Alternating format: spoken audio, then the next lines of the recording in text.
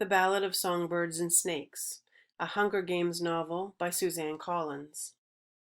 If you're familiar with Suzanne Collins's dystopian Hunger Games trilogy, you know Coriolanus Snow. He's Katniss Everdeen's nemesis and the tyrannical president of Panem, where every year 24 kids from the districts are selected to fight to a televised death.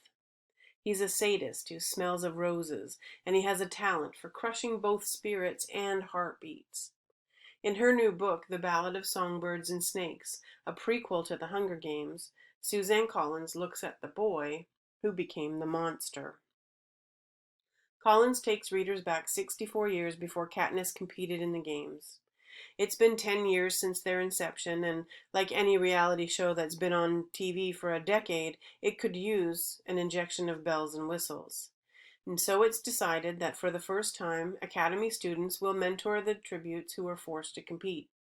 The once mighty House of Snow has fallen on hard times, and 18-year-old Coriolanus Snow, Corio to his friends, has been given the humiliating assignment of mentoring the female tribute from District 12, the lowest of the low. Their fates are now completely intertwined. Every choice Coriolanus makes could lead to favor or failure, triumph or ruin. Inside the arena, it will be a fight to the death. Outside the arena, Coriolanus starts to feel for his doomed tribute and must weigh his need to follow the rules against his desire to survive, no matter what it takes. This is a tall order for someone whose family has fallen so low that Corio is surviving off beans and cabbage. The odds are against him. But the games prove to be a game changer. Fate is hanging on the slender chance that Coriolanus will be able to outcharm, outwit, and outmaneuver his fellow students to mentor the winning tribute. The same could be said of Lucy Gray Baird.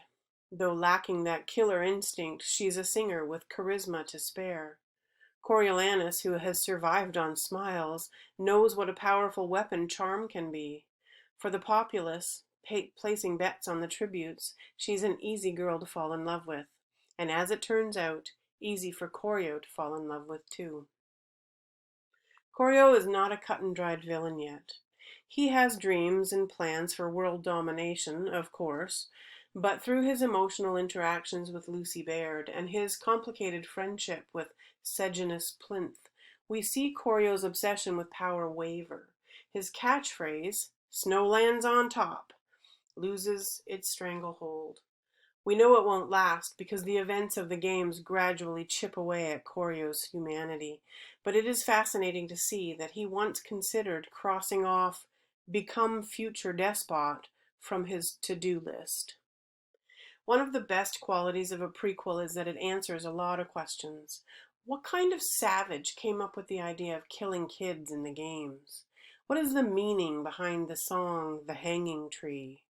I could tell you, but it would take a lot of the fun out of the book. If you loved the Hunger Games trilogy, you are going to love this book. I would give it 5 stars.